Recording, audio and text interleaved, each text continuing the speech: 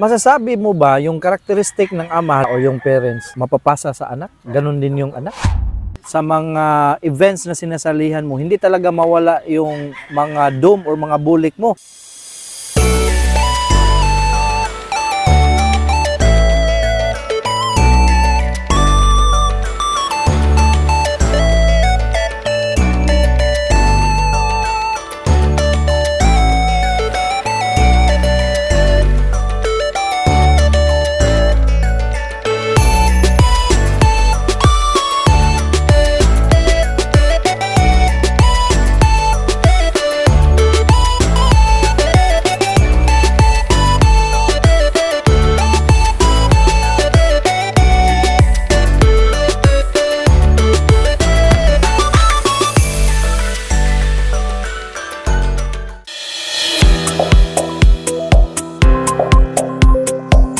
Kini si Adolfo Iyas.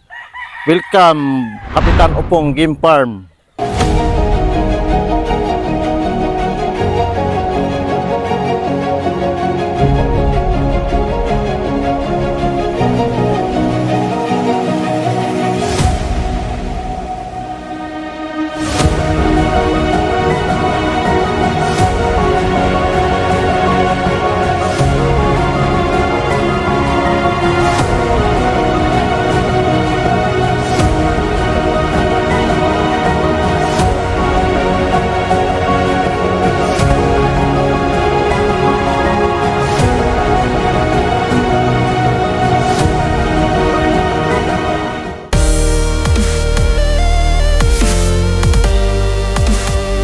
Mga master, kumusta?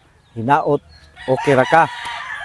Today master, pinasyalan natin ang ating kaibigan dito sa Barangay San Vicente, Olango Island, Lapu-Lapu City. Walang iba ang ating kaibigan si Adolfo Iyas, also known as Kap Opong Game Farm. Good day master, Kap Opong. Shout out kay Dudut Bukid sa Naga City, Cebu.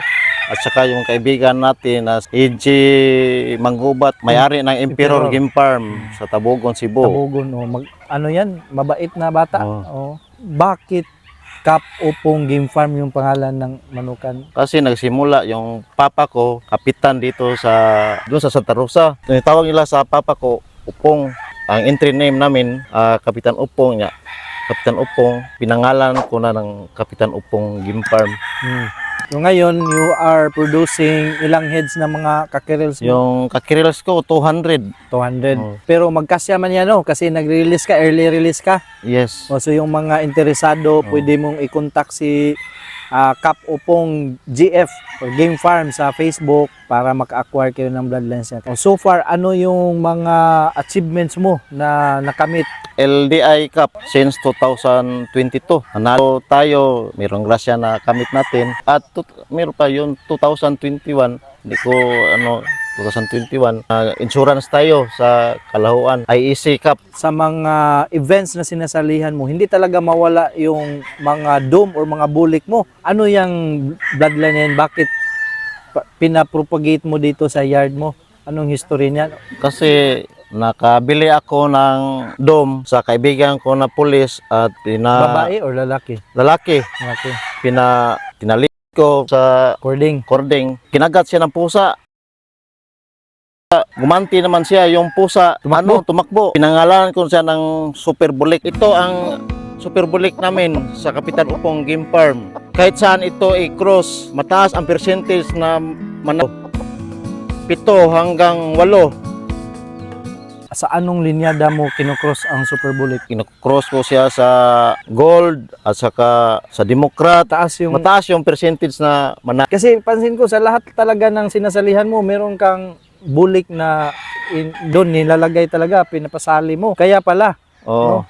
And then sinabi mo na Democrat, kinocross mo sa Democrat. Meron kang Democrat? Ano naman yung istorya ng Democrat? Kasi ngayon, bihira na lang na nagme-maintain ng bloodline na Democrat. Yung Democrat ko, galing yan sa cousin ko. Mga tao niya hindi nakaproduce ng anak. Hiniram namin, super talaga. Pero pareho siya sa sa bulik namin, taas ang percentage. Kasi hindi ako familiar with the Democrat bloodline ba? Ano yung physical na anyo nila or characteristic physical? Dark red. dark red. Meron Meron din. lemon looking na Oo. Democrat. Oo. May white streamer ba or wala? Meron. Merong white streamer. Oo. How about yung paa nila? Are they low station, medium station, high station? Mid to high. Mid to high. Oo. Tapos yung kulay, yellow, white, Puti nasa gitna. gitna. Ano yung pinaka nagustuhan mo sa bloodline na Democrat? Yung power niya at saka yung ability. Marami. Ang daming kapag kung siya ay iba talaga. Hindi yung mamuhi. Ito ang Sweeter Democrat ng Kapitan Upong Game Farm. Yung color niya lumabas wine at saka dark red at saka punkan, medyo rin punkan. At nagustuhan ko nito yung power niya at saka ting ability.